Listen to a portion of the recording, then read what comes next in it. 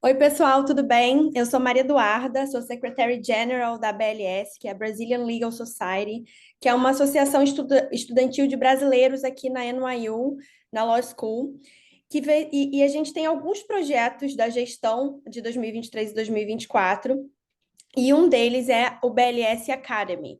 E tentando aqui trazer um pouco do que é esse projeto, a gente, com ele, visa educar um pouco a nossa comunidade sobre temas relevantes no Brasil e fora do Brasil também, promovendo trocas mais profundas sobre, enfim, temas diversos por meio de cursos, de palestras, de eventos. E dentro desse guarda-chuva do BLS Academy, a gente vai ter conversas mensais com pessoas dos mais diferentes backgrounds para inspirar a nossa rede. E a ideia é que essas conversas possam, enfim, inspirar outras pessoas e falar sobre carreira, sobre projetos acadêmicos, sobre experiências durante e depois do LLM, áreas do direito, enfim. E hoje eu vou ter o privilégio de falar com a Júlia, que também é minha mentora, nós duas somos bolsistas do Instituto Ling, então eu pensei, por que não trazê-la aqui para ajudar mais gente? E para dar aqui mais ou menos uma contextualização, é, a Ju, ela fez LLM em 2019 em Stanford, com foco na área de Environmental Law and Policy. Hoje ela mora em São Francisco e lidera as estratégias regulatórias de descarbonização na Califórnia, na maior organização de Environmental Advocacy dos Estados Unidos, que é a NRDC. Ela também é cofundadora da Bridge, que é uma consultoria que oferece suporte para preparar para o application, para o LLM. E antes de fazer o LLM, ela também foi professora de Direito Ambiental e trabalhou por 8 anos como advogada nas áreas de consultoria e contencioso ambiental. Enfim, né, eu acho que a gente já pode ir para o que interessa, feita todas as apresentações. Ju, bem-vinda, muito obrigada por ter topado falar comigo. Eu acho que eu queria começar a nossa conversa com você contando um pouquinho como é que foi essa sua decisão de vir fazer o LLM nos Estados Unidos e como isso fez sentido dentro da sua trajetória. Claro, oi Du, tudo bem? Tô super feliz de estar aqui. Muito obrigada pelo convite, super honrada, animada com essa gestão de vocês desse ano. Tenho certeza que muita coisa boa vai sair daí. Bom, vamos lá, né? LLM, eu acho que as pessoas têm motivos muito pessoais, às vezes, para fazer LLM. Existe uma ideia meio óbvia de por que fazer LLM. Você está num escritório, se faz sentido para você, ou você está precisando de alguma é, qualificação acadêmica e ir para o exterior, ter um full-time year que você consegue se dedicar a um mestrado é uma coisa que faz sentido.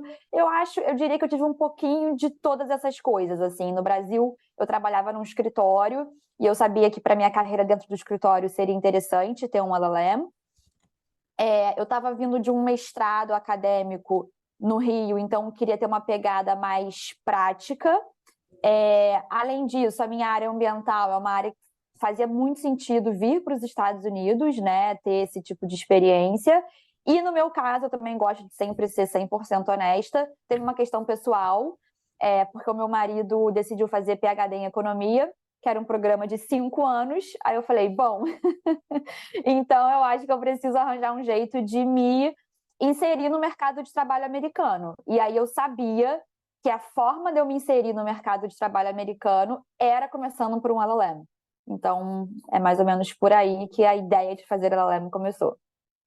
Ai, ótimo. Então, Ju, super interessante você trazer um pouco essa questão de como se inserir no mercado e que você já veio com essa ideia aí para o médio e longo prazo, eu diria, né? Eu acho que a grande maioria vem para cá pensando em fazer um OPT que é muito mais curto, que dura um ano, então a pressão aumenta quando você quer fazer algo que ultrapassa esse um ano do OPT. Exato. E então, assim, traz mais pressão. Já é um momento que a gente fica um pouco. A gente está agora em novembro, já tem muita gente pensando para onde vai nesse OPT. E dado que você já sabia, então, que você queria criar essa carreira aqui, como é que você se organizou em busca desse objetivo, né? Então, principalmente, eu não sei se você tinha a chancela do escritório, se o escritório te ajudou de alguma forma a achar esse lugar, ou se você foi por conta própria, enfim, conta um pouco mais sobre como é que foi esse processo de busca do emprego. Eu acho que essa pergunta, Du, ela é super importante, porque assim, eu vim de um escritório de médio porte no Rio de Janeiro, que era um escritório relativamente recente. Na época que eu vim, devia ter 5 anos de existência, ou talvez nem isso. Então, o escritório do qual eu vim não tinha contatos nos Estados Unidos para poder me ajudar com o OPT. E ainda que eu tenha dito que o meu marido veio fazer um PhD e eu sabia que eu queria ficar mais do que, né, do que o OPT, eu também, depois de muito entender o mercado americano, eu achei que a melhor forma de eu entrar num lugar era através do OPT. Eu achei que se eu tentasse buscar uma posição permanente de cara, eu talvez tivesse mais dificuldade, porque eu competiria com JDs, né, que são os americanos que estão se formando na Law School aqui nos Estados Unidos. E quando eu cheguei em Stanford, que eu olhei o nível dos JDs, eu falei assim, bom, eu acho que eu tenho um problema. Ainda mais na área ambiental. Por exemplo, eu fiz uma aula de Energy Law que só tinha engenheiro. Eu falei, gente, não tem como competir com essas pessoas, sabe? Então, o LLM, eu sabia que era o primeiro passo para entrar no mercado americano. O OPT, eu sabia que era o meu segundo passo para uma posição eventualmente permanente. E aí, eu fiquei bem nervosa quando eu cheguei no LLM. Porque por mais que você escute falar, que você faça contato antes tal, só quando eu cheguei aqui que eu tive noção do tamanho do desafio que eu tinha na minha frente. Eu não tinha um escritório me dando suporte em termos de contato nos Estados Unidos. Eu tinha muita pressão porque tinha uma questão pessoal minha que eu queria ficar aqui durante muito tempo. Para mim foi um motivo de muito estresse, de muito nervoso, mas eu precisei, assim, ter muita calma. Eu conversei com muita gente no Brasil, comecei a ligar para todo mundo que eu conhecia no Brasil que já tinha passado pela experiência. E aí, uma coisa que me ajudou muito, eu tinha um mentor também que para mim foi muito importante na minha carreira, e ele me falou uma coisa que eu nunca esqueço. Ele falou assim, Júlia, você tem que ter uma estratégia. Qual é a sua estratégia? E ele falou assim para mim, para você ter a sua estratégia, você tem que olhar para as suas opções, para a sua realidade e entender aonde é a sua maior chance de conseguir um emprego, que era o que eu queria no final das contas. Então, por exemplo, a minha área é ambiental. Eu sabia que para mim fazia muito mais sentido Califórnia. O que pode parecer bobo, mas assim que você entra no LLM, já é estranho, porque todos os brasileiros ou latino-americanos queriam Nova York. Ainda que a gente estivesse fazendo LLM na costa oeste, eu percebi que existia quase que uma receita de bolo, assim. Existia um passo a passo que todo mundo fazia. Todo mundo vinha do background de corporate, todo mundo vinha de uma big law firm na América Latina, estou falando do grupo dos latinos, né? Todo mundo vinha de uma big law firm, todo mundo tinha o apoio dos seus respectivos escritórios, todo mundo queria terminar o LLM, fazer o bar de Nova York e fazer o OPT em Nova York. Eu falei assim, gente, assim, não é a minha realidade.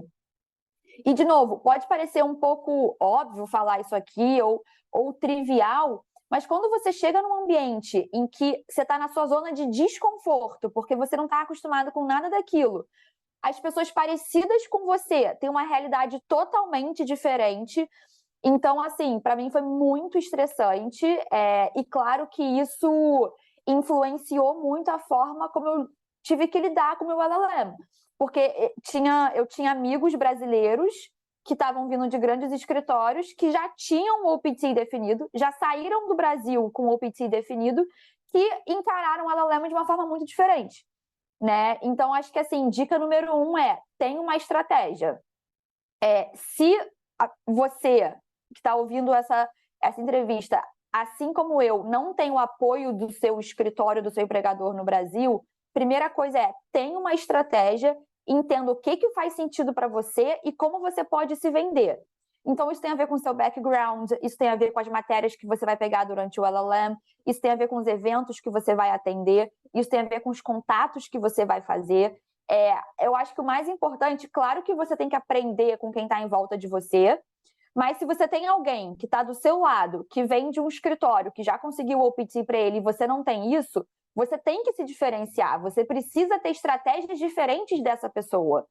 Então, acho que isso é muito importante, assim, entender quem é você na fila do pão, no sentido de, assim, aonde você se encaixa, como que você explora o que você já fez para trás, como que você vai usar o seu LLM para conseguir o que você quer para frente. Eu acho que ter essa visão estratégica é muito importante e foi o que me ajudou. Claro que no início eu fiquei muito perdida, eu acho que eu estava atirando para tudo quanto era lado, eu estava sabe, meio desesperada, correndo atrás de um monte de oportunidade, mas conversando com muita gente, respirando, tendo certa calma. Eu estudei muito sobre o mercado de energia e meio ambiente na Califórnia, que era o que para mim interessava. E aí, enfim, comecei a correria de fazer networking por mim mesma. E não sou boa nisso, tá? Ou não era boa nisso, não era uma zona de conforto. Porque tem gente que tem a habilidade social. Eu nunca tive paciência. Pra você ter uma noção, eu não tinha LinkedIn, tá? Eu cheguei em Stanford, eu não tinha LinkedIn, para você ter Mas noção. você cria. O LLM, para quem não tem, pode ter certeza que você vai sair da experiência do LLM com essa capacidade, porque, assim, é incrível.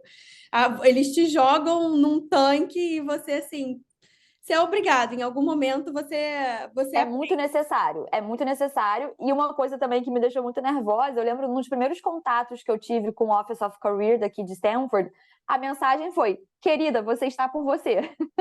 Sabe aquela coisa? A gente aprecia muito você, a gente está muito feliz que você está aqui, é uma honra ter você aqui, mas em termos de emprego, você está por você, sabe? Mas no final do dia eu acho que é isso mesmo, né? A gente tem aqui o Careers Office da NYU, e, enfim, que é um diferencial, né? A gente não tem isso em faculdade no Brasil, e ainda mais faculdade pública, para quem vem de faculdade pública, e a gente chega aqui achando que, enfim, a gente vai conversar com a pessoa e ela vai dar de bandeja pra gente, assim, não tem nada de bandeja aqui, muito pelo contrário.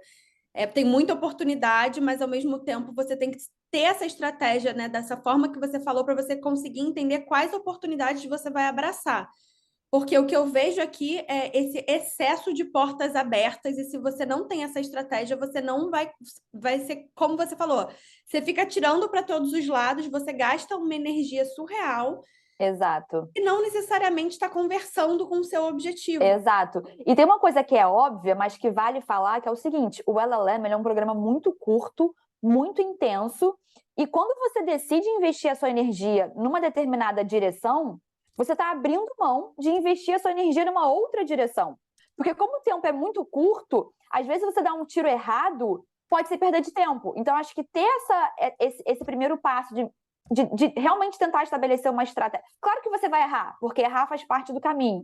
Mas eu acho que se num primeiro momento você tem esse cuidado de tentar entender o que faz mais sentido para você, eu acho que vale a pena, porque quando você vê, já passou metade do LLM. Sim, é a situação atual agora.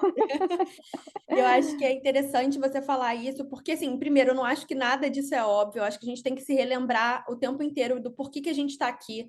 Porque é muito fácil se perder, assim, e não num sentido necessariamente positivo, negativo de se perder, né? A gente tem eventos, a gente tem um ciclo social novo, uma cidade nova para se adaptar. Então, assim, não, eu acho que não é óbvio que a gente tem que ficar se lembrando de por que a gente está aqui, qual é o nosso objetivo. E eu achei muito importante você trazer isso de que não tem receita de bolo, assim, né? Ainda quem tem esse perfil mais padrão do LLM, que veio de uma big law firm, de corporate, eu acho que a gente sempre vai ter algum ponto que vai nos diferenciar do grupo, de alguma forma, e isso envolve muito autoconhecimento também, né? De tipo, a gente Muito. saber quais são essas diferenças, até mesmo para a gente se destacar, porque a diferença não é algo negativo, né? Eu acho que muito pelo contrário. Se você está num mar de gente, de pessoas que Com certeza. são muito parecidas, é muito mais difícil você conseguir um emprego e se destacar se você fica falando mais do mesmo. É muito mais Exato. interessante você trazer uma característica sua que te diferencia, né, de alguma forma. E eu acho que um outro ponto de destaque, assim, do que você falou, é essa questão de conversar com muita gente, porque eu realmente acho que isso faz muita diferença. Eu acho que até um pouco do ponto do porquê que a gente está trazendo esses projetos. A gente tem a BLS Mentoria também, que a gente está fazendo pares, e eu acho que é exatamente isso, a gente ter com quem conversar, porque acaba que o nosso ponto cego, as outras pessoas às vezes conseguem enxergar e ter alguns insights, assim, eu acho muito interessante. Exato. Eu gosto muito de falar que eu só cheguei onde eu cheguei, não que eu tenha chegado num lugar excepcional, não, mas Com assim, certeza chegou. eu fui muito sozinha, assim, né? Foi, enfim, por conta de pessoas, porque assim, e aí eu tive que realmente me libertar um pouco das minhas amarras em relação a mandava mensagem no LinkedIn, entrava em contato, pedia, tem que exercer um pouco essa cara de pau, essa informalidade que a gente tem por ser do Brasil. E eu conversei com muita gente, e claro, tem conversas que às vezes não, né, não rendem nada, mas às vezes tem conversas assim que as pessoas são muito generosas e doam o seu tempo e dividem experiência, e às vezes dão um insight que para a pessoa pode parecer bobo, mas que para você faz toda a diferença. Então, assim, eu sou muito grata a várias pessoas que eu, enfim, acabei cruzando o caminho, porque com certeza foi fundamental para eu poder conseguir ir me encontrando nesse caminho, sabe? Sim. E Ju, acho que agora pensando um pouco nessa parte de diferenciação, né? Eu acho que eu e você, a gente tem isso um pouco em comum, de focar mais nessa parte de políticas públicas, enfim, não só, mas essa interseção entre, né, o direito e políticas públicas, que eu acho que é super relevante dos tempos de hoje, e que não é tão óbvio para quem está fazendo o LLM, né? Eu até já fui questionada várias vezes de por que você está fazendo um LLM se você trabalha com políticas públicas. E você fez também essa transição de alguma forma. Você trabalhava no escritório e agora está na NRDC. Então, como é que foi isso para você? Se você usou esse LLM para fazer essa virada ou foi depois do, enfim, como é que foi esse processo para você? Então, como você falou, o meu background no Brasil era privado, eu fazia contencioso e consultivo ambiental num escritório. É, a minha transição para a política pública, eu acho que ela tem dois elementos muito importantes. O primeiro, e mais óbvio, é uma questão de interesse. Eu sempre tive interesse na parte de política pública. Eu fiz um mestrado acadêmico no Brasil em regulação, que não estou dizendo que é política pública, mas naquele momento ali que eu entrei no mestrado, foi a coisa mais próxima na academia, numa escola de direito que eu encontrei para estudar os temas que eu tinha interesse. Então, ali foi um momento que eu comecei a estudar mais sobre política pública, ainda que fosse um mestrado na área do direito. Então, tinha uma questão de interesse, eu queria fazer, eu queria abrir minha cabeça, e eu acho que o LLM, para mim, eu falei, nossa, eu quero muito abrir minha cabeça, eu quero estudar coisas que eu ainda não tive a oportunidade de estudar. Então, teve um pouco disso, mas teve uma outra questão, um segundo ponto que eu acho muito relevante e que conversa com o que eu falei aqui no início, que é o seguinte: teve um pouco de estratégia. Quando eu olhei para o mercado na Califórnia, que era onde eu queria morar, por conta da minha realidade pessoal, quando eu vi o que estava acontecendo aqui, como é que era o mercado ambiental, eu percebi que aonde tinha mais oportunidade era na área de política pública.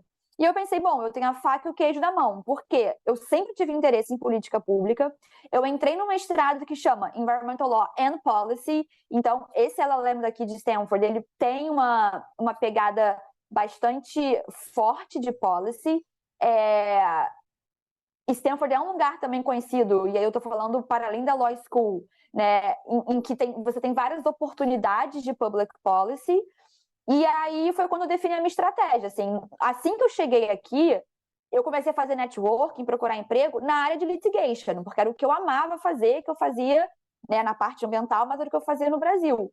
Mas aí, conforme eu fui montando a minha estratégia, fazendo mais contato, entendendo o mercado, vendo as oportunidades, vendo aonde eu poderia me diferenciar, e ao mesmo tempo considerando os meus interesses, porque isso é muito importante. Tem essa coisa que você falou do autoconhecimento, que é muito importante também.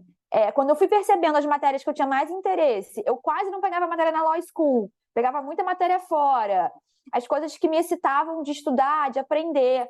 Aí eu falei, bom, acho que tá tudo dando sinal de que realmente eu tenho que dar essa virada e fazer a transição para a área de política pública. Você tá no mudo. Não, mas acho que sim, faz muito sentido, e eu acho que até destacando o que você falou, né, do LLM ser uma oportunidade de você fazer coisas que você não poderia fazer no Brasil, né? Eu acho que se fosse para fazer mais do mesmo, não teria diferença de você fazer um mestrado fazer um mestrado no Brasil. Então, usar um pouco essa experiência do LLM para transitar tanto em áreas quanto em temas, enfim, que você não teria possibilidade de fazer no Brasil. E dentro dessa sua estratégia, no final, como é que você conseguiu chegar na NRDC no final das contas, né? Eu acho que, tipo, hoje trabalhando aqui nos Estados Unidos, desde que você se formou no LLM, também, assim, além de tudo que você já falou, se você teria alguma, assim, dica de ouro, assim, para quem está passando por esse processo agora, porque lembrando que a gente está agora em novembro, mas, assim, já é um Uhum. momento de muita ansiedade, de muita inquietação, de insegurança, que muita gente está passando por isso. E, assim, se você tivesse que falar uma coisa, assim, para a pessoa focar e como é que você, ou então trazer um pouco de como você conseguiu, qual seria essa dica? Então, dica de ouro é muito complicado. Isso eu não tenho, porque não tem resposta certa, isso é muito subjetivo. Mas eu acho que tem 2 pontos da minha trajetória que me ajudaram muito. O primeiro eu já falei, que é, apesar de eu saber que eu queria uma vaga permanente, eu entendi que a melhor forma de eu conseguir uma vaga permanente seria entrando numa vaga temporária. Porque eu precisava competir com LLMers, não dava para eu competir com JDs. Que ia ser muito difícil para mim. Então, eu sabia que a forma de eu entrar num lugar era por meio de um contrato temporário, ou PT, enfim.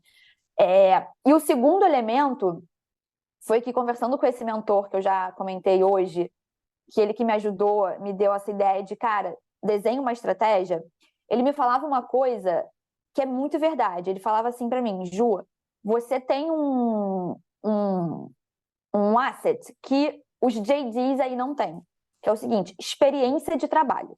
Porque a gente que vem do Brasil, da faculdade de Direito, você começa a estagiar desde lá, de assim que você pode, no início da faculdade, e a gente trabalha muito, né? Aquela vida, eu, enfim, estava na área privada, de escritório, era aquela correria, você trabalha 200 horas por dia, uma confusão, uma pressão, você já é jogado lá, né, nos casos, no meio dos clientes, e eu falei que eu vim desse escritório de médio porte, que era um escritório recente, eu ajudei a montar o escritório, ainda estagiária. Então, assim, realmente, experiência, assim, de mão na massa eu tinha muito, que era uma coisa que os JDs não tinham. Então, eu sabia que se chegasse se eu conseguisse a vaga temporária, e como o que eu queria era a vaga permanente, eu sabia que por mais que a minha qualificação fosse diferente dos americanos, eu sabia que a forma de eu me diferenciar era através do trabalho. E foi exatamente o que aconteceu. Então, assim, para a NRDC especificamente, existe uma fellowship que é exclusiva entre Stanford e a NRDC. É uma fellowship que eu quase não apliquei, porque ela não é da Law School. Quem aplica normalmente são os engenheiros ou os cientistas ambientais, que é um fit, assim, que numa primeira vista faz mais sentido.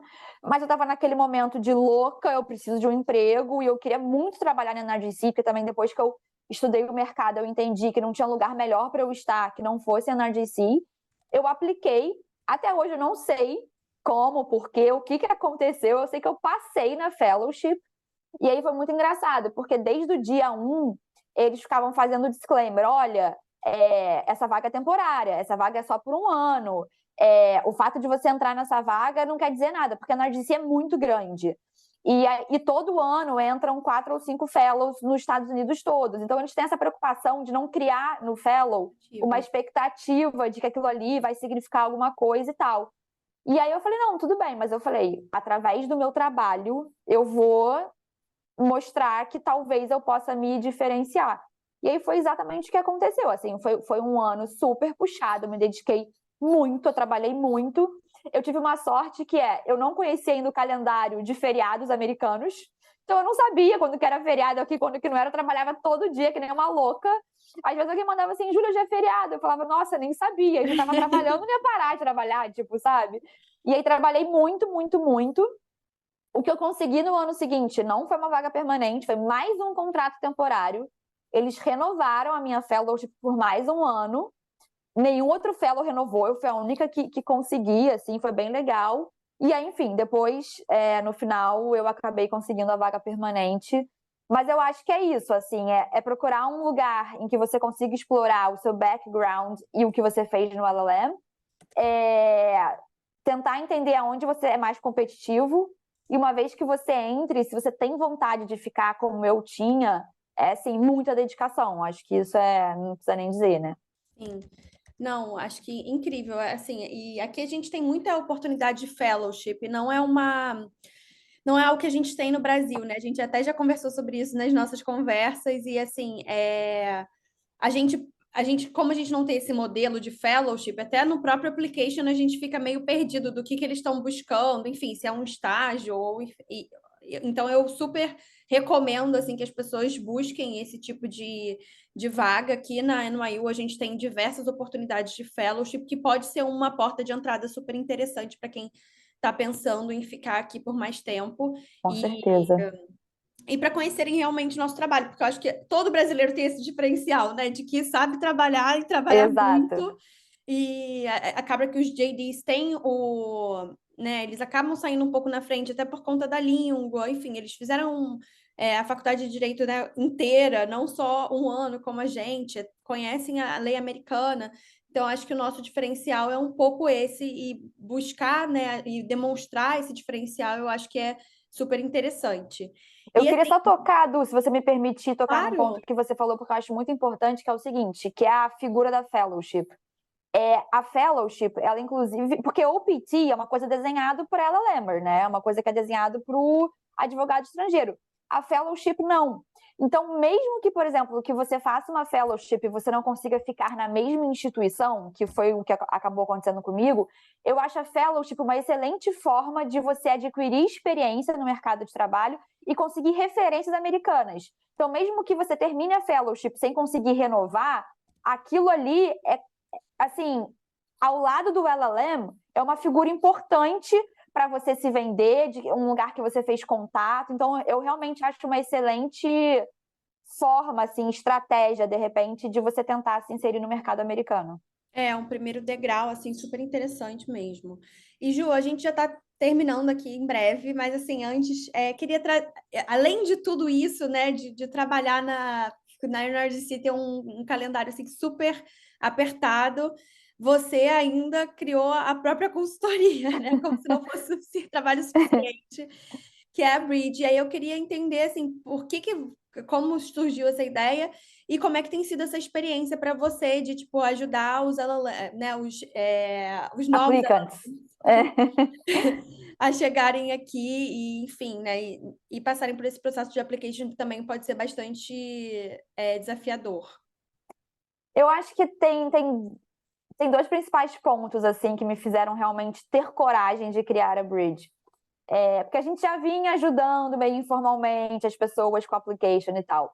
Eu acho que o primeiro ponto, eu formalizei a Bridge quando eu admiti para mim mesma que no médio e longo prazo eu continuarei nos Estados Unidos. Porque essa coisa de você se mudar, de você ser imigrante, isso você não vira a chave de uma hora para outra, sabe?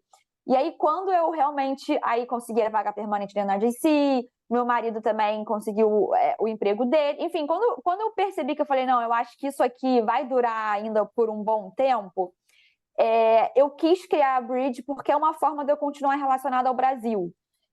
Eu sempre tive muita felicidade em fazer parte do mercado jurídico brasileiro. Eu fui muito feliz no meu emprego no Brasil, na experiência que eu tive no Brasil. A experiência acadêmica que eu tive no Brasil também, para mim, foi muito relevante.